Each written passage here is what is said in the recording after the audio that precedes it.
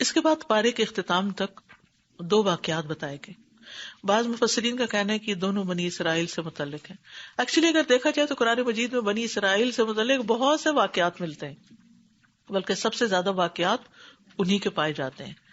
تو بہرحال پہلے واقعے کے بارے میں تو شور نہیں کہ یہ بنی اسرائیل ہیں یا کوئی اور ہیں، لیکن دوسرا واقعہ بہرحال بنی اسرائیل سے متعلق ہے. الم تر الی الذین خرجوا من دیارہم وهم الوف حذر الموت فقال لهم اللہ موتوا ثم احیاهم ان اللہ لذو فضل علی الناس ولکن اکثر الناس لا یشکرون. کیا آپ نے ان لوگوں کی طرف نہیں دیکھا جو موت سے بچنے کے لیے اپنے گھروں سے نکل پڑے اور وہ ہزاروں کی تعداد میں تھے؟ تو اللہ نے ان سے فرمایا مر جاؤ، پھر اس نے انہیں زندہ کر دیا.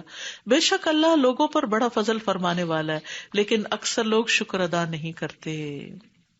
کہا جاتا ہے کہ دشمن کے حملے سے ڈر کے، بعض روایت میں آتا ہے کہ کوئی وبا پھوٹ پڑی تھی اس وجہ سے، بہرحال کوئی بھی ایسا سبب تھا جس میں ان پہ موت کا خوف طاری ہو گیا کہ ہم اگر اس زمین پہ رہے تو ہم مر جائیں گے، لہٰذا سب نے یہی سوچا کہ یہاں سے نکل پڑے. اور جب نکلے تو ایک نہیں دو نہیں، وہم الوف، ہزاروں کی تعداد میں تھے، سارے کے سارے اپنے گھر بار چھوڑ گئے. اور یہ بڑی حیرت انگیز بات ہوتی ہے کہ ہزاروں کے حساب سے لوگ جو ہیں وہ گھروں سے نکل پڑے موت کے ڈر سے. لیکن ہوا کیا؟ جب نکلے تو اللہ تعالیٰ نے جہاں وہ گئے وہیں مار دیا ان کو، پھر ثم احیاہم، پھر زندہ کیا. یہ حیرت انگیز بات ہے. ہزاروں لوگ مار بھی دیے، ہزاروں لوگ اٹھا بھی دیے. قیامت کے دن ایسا ہی ہوگا. یہ بتانے کا مقصد یہی ہے کہ اللہ کے لیے ایک لمحے میں سب مخلوق کو اٹھا دینا آسان ہے، اس کے لیے کچھ مشکل نہیں. لیکن ہوا کیا؟ اس واقعے میں ایک سبق ہے جس کی وجہ سے یہ واقعہ بیان کیا جا رہا ہے، اور وہ کیا ہے کہ تقدیر کے مقابلے میں تدبیر کام نہیں آتی. کیونکہ اگر ان کی موت لکھی تھی وہاں تو موت نکلنے کے بعد بھی آ گئی. ہر انسان کی موت کا وقت لکھا ہوا ہے، جگہ بھی مقرر، لہٰذا وہ اس موقع پر کوئی اس کو بچا نہیں سکتا، نہ ڈاکٹروں کی ٹیم اور نہ کوئی بہترین دوائیاں اور نہ بڑے بڑے ہسپتال. تو اس لیے انسان کو موت کے لیے پریپیئرڈ ہونا چاہیے، لیکن موت کے خوف سے اپنے فرائض کو چھوڑ کے کہیں بھاگنا نہیں چاہیے. اور ایک اور بات یاد رکھنی چاہیے کہ اللہ کی پکڑ سے ہم نہیں بچ سکتے، کوئی جائے پناہ نہیں. اگر کوئی شخص یہ کہ اس جگہ اس زمین اس موقع پر میری کوئی شامت آ سکتی تو میں کہیں اور چلا جاؤں تو اللہ تعالیٰ مجھے وہاں نہیں پکڑے گا، تو ایسا نہیں ہو سکتا. ہاں یہ الگ بات ہے، کوئی نقصان دہ چیز ہے، کوئی زلزلہ آیا تو گھر سے باہر نکلیں گے، کوئی پانی آیا تو چھت پہ چڑھ جائیں گے، سیلاب آ رہا ہے بچاؤ کرنا چاہیے. لیکن یہ سوچ کے کہ کسی اور جگہ چلے گئے تو وہاں نہیں مریں گے، یہ ممکن نہیں. موت ایسی چیز ہے جو ماں کے پیٹ میں لکھ دی جاتی. تو اس لیے مومن جو ہے وہ موت سے نہیں ڈرتا. خالد بن ولید رضی اللہ عنہ ایسے تھے کہ جن کے جسم کے ہر عضو پر تینوں تلواروں کے نشان تھے، لیکن وہ اپنے بستر پہ فوت ہوئے. میدان جنگ میں شہادت نہیں ملی. تو موت کا وقت اور جگہ مقرر ہے اور اس میں کمی بیشی نہیں ہو سکتی. وَلَن يُؤَخِّرَ اللَّهُ نَفْسًا إِذَا جَاءَ أَجَلُهَا وَاللَّهُ خَبِيرٌ بِمَا تَعْمَلُونَ. اور اللہ کسی جان کو ہرگز مہلت نہیں دے گا جب اس کا وقت آ گیا، اور اللہ اس سے پوری طرح باخبر ہے جو تم کر رہے ہو. تو انسان کو موت کو یاد بھی رکھنا چاہیے اور تیاری بھی کرنی چاہیے. خالی یاد کا کوئی فائدہ نہیں، تیاری ضروری ہے. اور پھر آپ دیکھیں کہ زندگی اور موت اللہ کے ہاتھ میں، نفع نقصان اللہ کے ہاتھ میں، اسی کو اس کا مالک سمجھنا چاہیے. اور جب اللہ کوئی ہمیں نعمت عطا کرے تو شکر ادا کرنا چاہیے، کیونکہ اللہ تعالیٰ شکوہ کر رہے ہیں بندوں سے کہ اکثریت لوگوں کی میجورٹی جو ہے وہ ناشکری ہے. تو ہمیں اس سے ڈرنا چاہیے. ناشکری جو ہے وہ کفر ہے، تو اس کفر سے بچنا چاہیے جو اللہ کو ناراض کرنے والا ہے. وَقَاتِلُوا فِي سَبِيلِ اللَّهِ وَاعْلَمُوا أَنَّ اللَّهَ سَمِيعٌ عَلِيمٌ. اور اللہ کے راستے میں جنگ کرو اور خوب جان لو کہ اللہ خوب سننے والا خوب جاننے والا ہے. یعنی وہ دشمن کے ڈر سے بھاگے تھے تو کہا کہ دشمن کا مقابلہ کرنا چاہیے اور اللہ کی خاطر کرنا چاہیے، نہ کہ بھاگ نکلنا چاہیے. آپ دیکھیے کہ جنگیں ہر قوم و ملت میں ہوتی، یعنی کتنے ہی ملک ہیں جو خود انویڈ کر دیتے ہیں، خود جنگیں شروع کر دیتے ہیں. انسانوں کی تاریخ جو اگر ہسٹری کی کوئی بھی کتاب پڑھیں تو سب سے زیادہ آپ کو کیا چیز ملے گی؟ جنگوں کے حالات ملیں گے، کہ جہاں بادشاہوں کے قصے ہمارے ساتھ جنگیں بھی ہیں. دیکھیں کامن فینامنا. لیکن اسلام ان سب سے الگ ہٹ کر جنگ کا مقصد بتاتا ہے، اور وہ کیا ہے؟ صرف اللہ کے دین کی خاطر، اللہ کو راضی کرنے کے لیے. من ذا الذی یقرض اللہ قرضا حسنا فیضاعفہ لہ اضعافا کثیرہ واللہ یقبض ویبسط والیہ ترجعون. کون ہے وہ جو قرض دے اللہ کو قرض حسنا تو وہ اسے اس کے لیے کئی گنا زیادہ بڑھا دے، اور اللہ ہی تنگی کرتا ہے اور کشادگی بھی، اور اسی کی طرف تم لوٹائے جاؤ گے. جب جہاد ہوتا ہے، جنگ ہوتی ہے، تو پھر مال کی بھی ضرورت پڑتی ہے. نبی صلی اللہ علیہ وسلم کے زمانے میں کوئی اسٹیبلشڈ آرمی نہیں ہوتی تھی، کوئی اس کے ٹیکسز نہیں ہوتے تھے، کوئی سسٹم نہیں تھا، تو لوگ ہر جنگ کے موقع پر اپنے مال و متاع اللہ کے راستے میں دیتے تھے، اور اس سے گھوڑے، تلواریں، تیر وغیرہ خریدے جاتے تھے اور جنگ کی جاتی تھی. تو ایسے مال کو جو اللہ کے دین کی ترقی کے لیے دیا جائے، چاہے وہ جنگ میں دیا جائے، چاہے وہ اس کے علاوہ جیسے تعلیم کے لیے دیا جائے، یا جیسے مساجد بنانے کے لیے، یا یہ سب اللہ اس کو اپنے ذمہ قرض لیتا ہے. کیونکہ اب آپ مسجد بنائیں گے، مسجد تو آپ کو کچھ نہیں دے گی، یا آپ کسی طالب علم کو پڑھاتے ہیں یا کوئی کتابیں خرید کے دیتے ہیں، تو وہاں سے آپ کو کیا ریٹرن ملے گا؟ ہاں، اللہ کی طرف سے تو ملے گا. تو اس کو اللہ تعالیٰ اپنے اوپر قرض قرار دیتے ہیں، اور قرض ہی نہیں، قرض حسنہ قرار دیتے ہیں. اور یہ اللہ کی راہ میں خرچ کرنا ہے، کیونکہ جب انسان اللہ سبحانہ وتعالیٰ کے راستے میں خرچ کرتا ہے تو اس کا فائدہ انسان ہی کو پہنچتا ہے. اور اللہ تعالیٰ کا وعدہ ہے کہ پورا پورا واپس لوٹاؤں گا. نہ صرف یہ کہ اتنا، بلکہ کئی گنا بڑھا کر، 700 گنا. اور پھر ایک لقمہ پہاڑ بن جاتا ہے. اور صدقے کا اجر جنت کے دروازے پہ لکھا ہوا ہے کہ صدقے کا ثواب 10 گنا اور قرضے کا ثواب 18 گنا ہے. بہرحال آپ دنیا میں کہیں مال انویسٹ کرتے ہیں، کتنے % ملتا ہے؟ زیادہ سے زیادہ جیسے ہوتا ہے نا کہ کچھ لوگ مل کے اکٹھا کاروبار کر رہے ہیں، 10% آپ کسی کاروبار میں انویسٹ کرتے ہیں، زیادہ سے زیادہ منافع کتنا؟ یہاں کیا ہے؟ 700 گنا. جو فی سبیل اللہ خرچ کرتے ہیں ان کی مثال وہ ایک بالی کی طرح ہے جس میں 100 دانے، اور پھر ایک دانے سے 7 بالیاں نکلی تو 700 ہو گئے، اور اللہ اس سے بھی زیادہ بڑھا دیتا ہے. تو اللہ کی خاطر جو مال انسان خرچ کرتا ہے اس کا صرف 10 گنا ثواب نہیں، بہت زیادہ اجر و ثواب ہے. اس لیے دین کے راستے میں، دین کی تعلیم کے لیے، تبلیغ کے لیے، اس کو پھیلانے کے لیے، اس کی نشر و اشاعت کے لیے، اس میں جتنی بھی چیزیں استعمال ہو رہی ہوں وہ ساری کی ساری اللہ کے ذمہ قرض ہوتی چلی جاتی ہیں. اور اللہ قبض بھی کرتا ہے اور اللہ پھیلا بھی دیتا ہے، روک بھی لیتا ہے، دے بھی دیتا ہے، اور اسی کی طرف تم لوٹائے جاؤ گے. یعنی رزق تنگ کرنا اور کشادہ کرنا اللہ کے اختیار میں ہے، اور جس کو چاہتا ہے، جتنا چاہتا ہے وہ دیتا ہے، اور دیتے دیتے روک بھی سکتا ہے. اگر تم اللہ کی راہ میں خرچ نہیں کرو گے تو مت سوچو کہ ہم مال ہمیشہ تمہارے ہی پاس رہے گا، اللہ کسی اور طریقے سے بھی نکلوا لے گا. اللہ کے پاس کمی نہیں ہے، اللہ کو ضرورت نہیں ہے، لیکن یہ بندوں کا امتحان ہوتا ہے کہ رزق کی کشادگی بندوں کے لیے آزمائش بن جاتی ہے. تو اللہ کی اطاعت جو ہے یا اللہ کے راستے میں خرچ کرنے سے رزق میں اضافہ ہوتا ہے، اور یہ شکر ادا کرنے کا طریقہ ہے. اور جب انسان اللہ کے راستے میں خرچ نہیں کرتا تو یہ ناشکری ہے، اور اس سے جو بچا کے رکھتا وہ بھی کسی نہ کسی طرح نکل جاتا ہے. نبی صلی اللہ علیہ وسلم یہ دعا بھی مانگا کرتے تھے، اللہم لا قابض لما بسطت ولا باسط لما قبضت ولا ہادی لمن اضللت ولا مضل لمن ہدیت ولا معطی لما منعت ولا مانع لما اعطیت ولا مقرب لما باعدت ولا مباعد لما قربت واعوذ بک من شر ما اعطیتنا ومن شر ما منعتنا. اے اللہ، جو تو پھیلا دے اسے کوئی سمیٹنے والا نہیں، جو تو سمیٹ لے یعنی روک لے اسے کوئی پھیلانے والا نہیں، جسے تو گمراہ کر دے اسے کوئی ہدایت دینے والا نہیں، جسے تو ہدایت دے اسے کوئی گمراہ کرنے والا نہیں. یعنی سب چیزیں اسی کے اذن سے ہوتی ہیں. اور جس سے تو روکے اسے کوئی دینے والا نہیں، اور جسے تو دے اس کو کوئی روکنے والا نہیں، جسے تو دور کر دے اسے کوئی قریب کرنے والا نہیں، اور جسے تو قریب کر لے اسے کوئی دور نہیں کر سکتا. اور میں تیری پناہ مانگتا ہوں اس چیز کے شر سے جو تو نے ہمیں عطا کی، اور اس چیز کے شر سے جو تو نے ہم سے روک لی. یعنی کچھ چیزیں ملتی ہیں تو اس میں ہم خوش ہو جاتے ہیں، لیکن اس کے اندر سے بھی شر نکل آتا ہے. اور کچھ چیزیں نہیں ملتی تو ہم اداس ہوتے ہیں، حالانکہ اللہ نے ہم سے شر روکا ہوتا ہے نہ دے کے. تو جب کوئی چیز ملتے رک جائے، بعض اوقات ایسا ہوتا ہے نا، کوئی منگنی ہوتی ٹوٹ جاتی ہے، رشتہ لیا، سب کچھ ہوا، پھر ختم ہو گیا، یا ایون شادی ہو گئی تب بھی تو آپ سوچتے ہیں ہمارے ساتھ اچھا نہیں ہوا، پتہ نہیں اللہ نے کون سا شر روکا.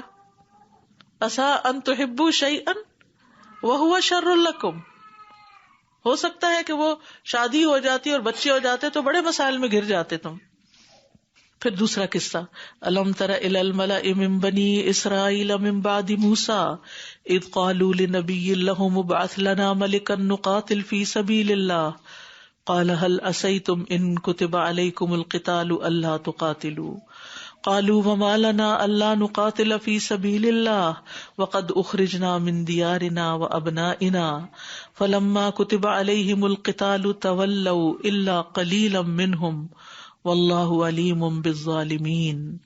کیا آپ نے موسیٰ کے بعد علیہ السلام بنو اسرائیل کے سرداروں کی ایک جماعت کو نہیں دیکھا؟ یعنی معلوم نہیں، دیکھنے سے مراد یہاں کیا آپ کو معلوم نہیں؟ جب انہوں نے اپنے نبی سے کہا کہ ہمارے لیے ایک بادشاہ مقرر کر دیں تاکہ ہم اس کی قیادت میں اللہ کے راستے میں لڑیں، اس نبی نے کہا کیا امید کی جا سکتی ہے تم سے کہ اگر تم پر جنگ کرنا فرض کر دیا جائے تو تم نہ لڑو؟ انہوں نے کہا اور کیا ہے ہمیں کہ ہم اللہ کے راستے میں نہ لڑیں جبکہ ہم اپنے گھروں اور بیٹوں سے نکال دیے گئے. پھر جب ان پر جنگ کرنا فرض کر دیا گیا تو ان میں سے چند ایک کے سوا سب منہ موڑ گئے اور اللہ ظالموں کو خوب جاننے والا ہے. تو یہاں بنی اسرائیل حسب عادت اپنے طریقوں پر نظر آتے ہیں. ابن کثیر وغیرہ مفسرین نے جو واقعہ بیان کیا اس کا خلاصہ کچھ یوں ہے کہ موسیٰ علیہ السلام کے دنیا سے جانے کے بعد بنی اسرائیل کچھ عرصہ تو ٹھیک رہے لیکن پھر ان میں انحراف آ گیا، دین میں بدعات ایجاد کر لی، حتیٰ کہ بتوں کی پوجا شروع کر دی. انبیاء ان کو روکتے لیکن یہ باز نہ آتے، حتیٰ کہ ان کو بھی قتل کر دیتے. پیچھے آپ پڑھ چکے ہیں انبیاء کو قتل کرتے تھے. تو ان خرابیوں کے نتیجے میں اللہ نے ان کے دشمنوں کو ان پر مسلط کر دیا، جنہوں نے ان کے علاقے بھی ان سے چھین لیے اور ان کی ایک بڑی تعداد کو قیدی بھی بنا لیا، اور ان میں نبوت وغیرہ کا سلسلہ بھی کچھ منقطع ہو گیا. پھر بالآخر بعض لوگوں کی دعاؤں کے نتیجے میں ایک نبی پیدا ہوئے سموئیل، جن کا نام بتایا جاتا ہے. انہوں نے دعوت و تبلیغ کا کام شروع کیا تو کچھ لوگ اکٹھے ہو کر ان کے پاس آئے اور مطالبہ کیا کہ ہمارے لیے ایک بادشاہ مقرر کریں جس کی قیادت میں ہم دشمنوں سے لڑیں. تو پیغمبر نے ان کے پچھلے کردار کے مطابق کہا کہ مطالبہ تو تم کر رہے ہو لیکن میرا اندازہ یہ ہے کہ تم اپنی بات پہ قائم رہنے والے نہیں ہو. چنانچہ ایسا ہی ہوا جیسے قرآن نے کہا. تو بہرحال اس آیت سے یہ بھی پتہ چلتا ہے کہ کسی بڑے کام کے کرنے کے لیے، منظم طور پہ کام کرنے کے لیے کسی کو امیر مقرر کرنا، ذمہ دار مقرر کرنا ضروری ہوتا ہے. پھر اسی طرح یہ ہے کہ جو کام انسان کر نہ سکے اس کے لیے بڑے بڑے دعوے نہیں کرنے چاہیے اور اس کے لیے دوسروں سے تعاون کے مطالبے نہیں کرنے چاہیے. مثلا کوئی شخص فنڈ ریزنگ شروع کر دے، میں ایک ہاسپٹل بنانے جا رہا ہوں تو تم میرے لیے فنڈ اکٹھا کرو. بھئی آپ اپنی حیثیت دیکھیں، آپ کو کوئی سمجھ بوجھ بھی ہے اسپتال بنانے کی یا ایسے ہی پیسہ جمع کر رہے ہو؟ کئی دفعہ ایسے ہوتے ہیں پروجیکٹس بندہ دھند بغیر پلاننگ کے شروع کر لیے جاتے ہیں اور وہ لوگوں کا پیسہ برباد ہو جاتا ہے. کچھ لوگ تو اپنے بزنس میں یہی کرتے ہیں، بغیر پلاننگ کے انویسٹمنٹ کرتے ہیں اور پھر سب کچھ ڈبو کے بیٹھ جاتے ہیں. بہرحال خود کو مشکل میں ڈالنے سے بچنا چاہیے. انسان کسی بھی کام کو شروع کرنے سے پہلے یہ دیکھے کہ میں اس کا اہل بھی ہوں یا نہیں، میں یہ کرنے کے قابل ہوں یا نہیں، اور اگر آپ اس کام کے کرنے کے قابل نہیں تو آپ اس کو شروع مت کریں. اسی طرح خود کو فتنوں میں بھی نہیں ڈالنا چاہیے بلکہ عافیت کی دعا مانگنی چاہیے، جیسے نبی صلی اللہ علیہ وسلم نے عافیت کی دعا سکھائی صبح شام پڑھنے کی، اور اسی طرح خاص طور پر فتنہ دجال سے بچنے کی دعا. اب کیا ہوا؟ وقال لهم نبيهم ان الله قد بعث لكم طالوت ملكا قالوا انا يكون له الملك علينا ونحن احق بالملك منه ولم يؤت سعة من المال قال ان الله اصطفاه عليكم وزاده بسطة في العلم والجسم والله يؤتي ملكه من يشاء والله واسع عليم. اور ان کے نبی نے ان سے کہا کہ بے شک اللہ نے تمہارے لیے طالوت کو بادشاہ مقرر کر دیا ہے. تو انہوں نے کہا اس کی بادشاہت ہم پر کیسے ہو سکتی ہے جبکہ ہم خود اس سے زیادہ بادشاہت کے حقدار ہیں، اور اسے تو مالی وسعت بھی عطا نہیں کی گئی.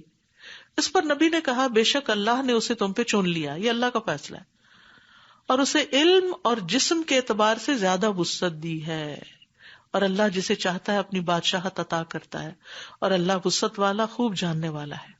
اصل میں طالوت اس نسل سے نہیں تھے جس سے بنی اسرائیل کے بادشاہوں کا سلسلہ چلا آ رہا تھا. یہ ایک غریب اور عام فوجی تھے، اس لیے انہوں نے ان پر اعتراض کیا. تو پیغمبر نے کہا یہ میرا انتخاب نہیں، یہ اللہ کا انتخاب ہے. تو اللہ سبحانہ وتعالیٰ نے ان کو کس بنا پہ منتخب کیا تھا؟ 2 کوالٹیز. ایک علم میں زیادہ دوسرے لوگوں کے مقابلے، دوسرے جسمانی قوت اور صحت. لیڈرشپ کے لیے یہ دو کوالٹیز مسٹ ہیں. صرف نام کا کوئی بٹھا دینا، صرف ایک سمبل، یہ درست نہیں. جس کو حکومت کرنی ہی نہیں آتی، جس کو لوگوں کو گائیڈ کرنا ہی نہیں آتا، اسے اپنا لیڈر منتخب کر لینا اس وجہ سے کہ وہ بہت مالدار ہے، شاید اپنے پیسوں سے ہماری مدد کرے گا، تو یہ غلط طریقہ ہے. تو بہرحال اللہ سبحانہ و تعالیٰ نے اس کو چن لیا، اس کو جسمانی اور علمی فضیلتیں عطا کی. اور پھر یہ بھی یاد رکھیے کہ جو علمی فضیلت ہے وہ جسمانی فضیلت سے بھی بہتر ہے. بہرحال جسمانی قوت کی اپنی جگہ اہمیت ہے. حضرت موسیٰ علیہ السلام جب مدین گئے تھے تو جس بچی نے اپنے والد کو کہا تھا کہ اس کو کام پہ رکھ لیں، تو اس نے کیا کہا تھا؟ ان خیر من استاجرت القوی الامین. بہترین آدمی جسے آپ اجرت پہ رکھنا چاہیں وہی ہو سکتا ہے جو طاقتور اور امین. طاقتوری سے مراد صرف جسمانی قوت ہی نہیں بلکہ جو کام اس کو دیا جا رہا ہے وہ کرنے کی طاقت رکھتا ہو. جبریل علیہ السلام کی صفت بھی آتی ہے قرآن میں، ذی قوت عند ذی العرش مکین، بڑی قوت والے ہیں، عرش والے کے ہاں بڑا رتبہ رکھتے ہیں، وہاں ان کا حکم مانا جاتا ہے. مطاع ثم امین، امانت دار ہیں. اور ویسے بھی یاد رکھیے قوی مومن اللہ کو زیادہ محبوب ہوتا ہے. اور قوت سے مراد جسمانی، ایمانی، اخلاقی ہر لحاظ سے قوت ہے. اور اس آیت سے جو چیز سمجھ آ رہی ہے وہ یہ کہ کمزور لوگوں کو کوئی ذمہ داری نہیں دینی چاہیے، اور جن کے اندر اہلیت نہ ہو پھر وہ ذمہ داری قبول کر لے تو وہ گناہگار ہوں گے. یعنی ایک شخص کو پتا ہے میں یہ کام نہیں کر سکتا لیکن وہ اپنے آپ کو آفر کر دیتا، میں کروں گا. لوگوں کو بعض اوقات شوق ہوتا ہے نا لیڈرشپ کا، لیکن آپ کو پتا ہے نہ آپ کے پاس وقت ہے، نہ آپ کے پاس صحت ہے، نہ آپ کے پاس ہمت ہے. اور پھر بعض اوقات کہتے نہیں بھی، لیکن اگر ان کے مقابلے میں کسی اور کو پریفر کیا جائے تو ناراض بھی ہو جاتے ہیں، پیچھے ہٹ جاتے ہیں، اب تو ہم کچھ بھی نہیں کریں گے کیونکہ ہمیں نہیں چنا گیا. تو یہ ذمہ داریاں جو ہوتی ہیں یہ ایک بہت بھاری چیز ہوتی ہیں. اس کا شوق نہیں رکھنا چاہیے اور اس کی امید بھی نہیں رکھنی چاہیے، اس سے بلکہ بچنا چاہیے، کیونکہ انسان کے اوپر سب کی ذمہ داری ہو جاتی ہے جن پر بھی وہ لیڈر بنایا جاتا ہے. پھر اسی طرح آپ دیکھیے کہ کچھ لوگوں کو جب ذمہ داری ملتی ہے تو وہ کسی اور کو کام میں شریک ہی نہیں کرتے، وہ سب کچھ خود ہی کرنا چاہتے ہیں. اس سے پھر ٹیم کے اندر محبت پیدا نہیں ہوتی. کچھ لوگ ڈرتے ہیں، وہ کسی اور کو آگے ہی نہیں آنے دیتے، انسیکیور ہوتے ہیں، وہ سمجھتے ہیں کہ شاید یہ آگے نکل گیا تو پھر مجھے تو کوئی مانے گا ہی نہیں. نہیں، دیکھیں جو بہترین لیڈر ہوتا ہے نا وہ رائی ہوتا ہے. رائی پیچھے سے لیڈ کرتا ہے، آگے سے نہیں. رائی کون ہوتا ہے؟ شیپرڈ. شیپرڈ جو ہوتا ہے وہ بکریوں کو کہاں رکھتا ہے؟ ان کو آگے رکھتا ہے، یعنی اپنی ٹیم کو اپنے سے آگے رکھتا ہے، خود پیچھے رہ کے ان کی نگرانی کرتا ہے، ان کی حفاظت کرتا ہے، ان کے حقوق کی ٹیک کیئر کرتا ہے، واچ کرتا ہے، سپروائز کرتا ہے. لیکن ہر چیز میں دھونس اور ہر چیز میں ڈکٹیٹ کرانا یہ نہیں کرتا. وقال لهم نبيهم ان آیۃ ملکہ ان یأتیکم التابوت فیہ سکینۃ من ربکم وبقیۃ مما ترک آل موسیٰ وآل ہارون تحملہ الملائکہ ان فی ذلک لآیۃ لکم ان کنتم مؤمنین. اور ان کے نبی نے ان سے کہا کہ بے شک اس کی بادشاہت کی علامت یہ ہوگی کہ تمہارے پاس وہ تابوت واپس آ جائے گا جس میں تمہارے رب کی طرف سے تسکین بھی ہے، اور آل موسیٰ اور آل ہارون کے چھوڑے ہوئے بقیہ جات بھی ہیں جسے فرشتے اٹھائے ہوئے ہوں گے. یقیناً اس میں تمہارے لیے بے شک ایک بڑی نشانی ہے اگر ہو تم ایمان لانے والے. تو یہاں پر انہوں نے مزید کنفرم کیا، اشور کیا کہ ان کی بادشاہت کی نشانی کیا ہے کہ تمہیں کامیابی ہوگی. وہ ایک باکس تھا جسے موسیٰ علیہ السلام کے اور دیگر لوگوں کے تبرکات تھے، وہ ان سے دشمنوں نے چھین لیا تھا کہ وہ واپس آئے گا، اور یہ ہے کہ تمہاری رب کی طرف سے تمہیں سکینت نصیب ہوگی. لیکن یہ پھر بھی ماننے کو تیار نہ ہوئے.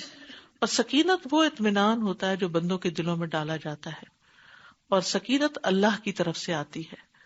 اور قرآن مجید میں 6 مقامات پر سکینت کا ذکر ہے.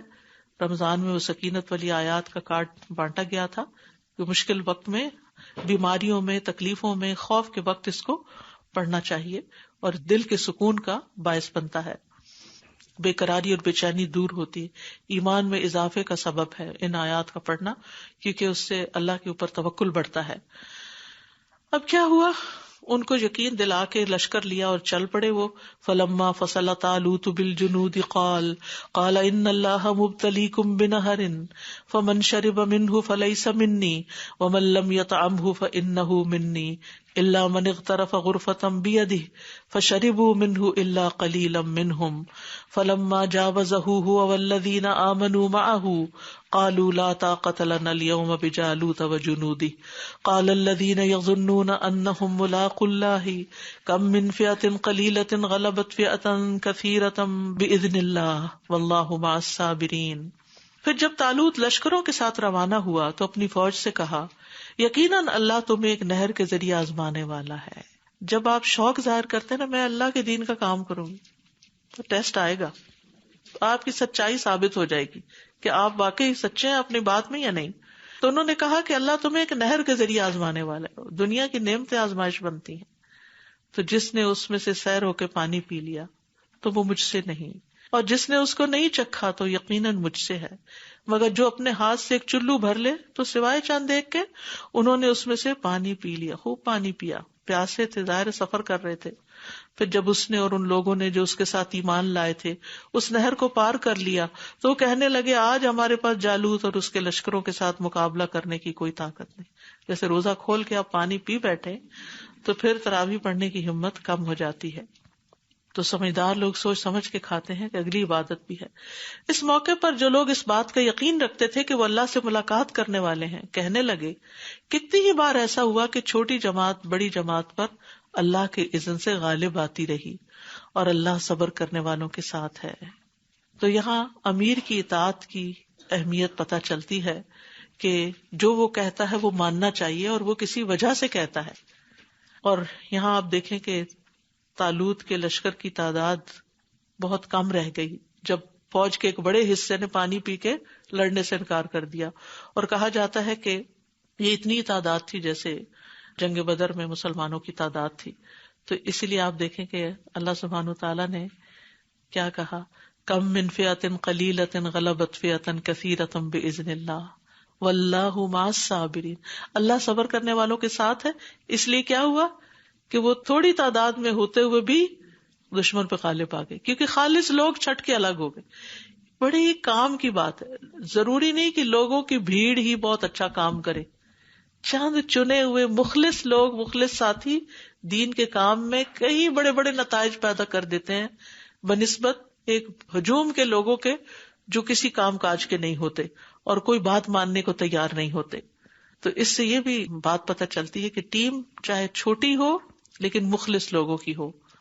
وَلَمَّا بَرَزُوا لِجَالُوتَ وَجُنُودِهِ قَالُوا رَبَّنَا أَفْرِغْ عَلَيْنَا صَبْرًا وَثَبِّتْ أَقْدَامَنَا وَانصُرْنَا عَلَى الْقَوْمِ الْكَافِرِينَ. اور جب وہ جالوت اور اس کے لشکروں کے مقابل ہوئے تو کہنے لگے اے ہمارے رب ہم پر صبر انڈیل دے اور ہمارے قدم جما دے اور اس کافر قوم کے مقابلے پر ہماری مدد فرما. تو یاد رکھیے صبر, قوت اور دشمن پہ غلبہ پانے کے لیے اللہ کی مدد ضروری ہوتی ہے. تو یہاں لڑائی میں صبر کرنے والوں کی تعریف کی گئی کہ انہوں نے صبر مانگا. صبر جو ہے وہ کامیابیوں کا ذریعہ بنتا ہے, دنیا اور آخرت میں کامیابیاں. اور وانصرنا, اللہ کی مدد مانگنا, وانصرنا علی القوم الکافرین. یاد رکھیے کہ اللہ کی مدد سے ہی انسان دنیا میں کامیاب ہو سکتا ہے. فَهَزَمُوهُمْ بِإِذْنِ اللَّهِ وَقَتَلَ دَاوُودُ جَالُوتَ وَآتَاهُ اللَّهُ الْمُلْكَ وَالْحِكْمَةَ وَعَلَّمَهُ مِمَّا يَشَاءُ وَلَوْلَا دَفْعُ اللَّهِ النَّاسَ بَعْضَهُم بِبَعْضٍ لَفَسَدَتِ الْأَرْضُ وَلَكِنَّ اللَّهَ ذُو فَضْلٍ عَلَى الْعَالَمِينَ. تو انہوں نے اللہ کے اذن سے ان دشمنوں کو شکست دے دی اور داؤد نے جالوت کو قتل کر دیا اور اللہ نے اسے بادشاہت اور حکمت عطا کی اور اسے جو چاہا سکھایا. اور اگر اللہ بعض لوگوں کو بعض کے ذریعے نہ ہٹائے تو زمین میں فساد پھیل جائے, لیکن اللہ جہان والوں پر فضل فرمانے والا ہے. تو اللہ تعالیٰ نے داؤد علیہ السلام کے ذریعے دشمن کو شکست دلوا دی.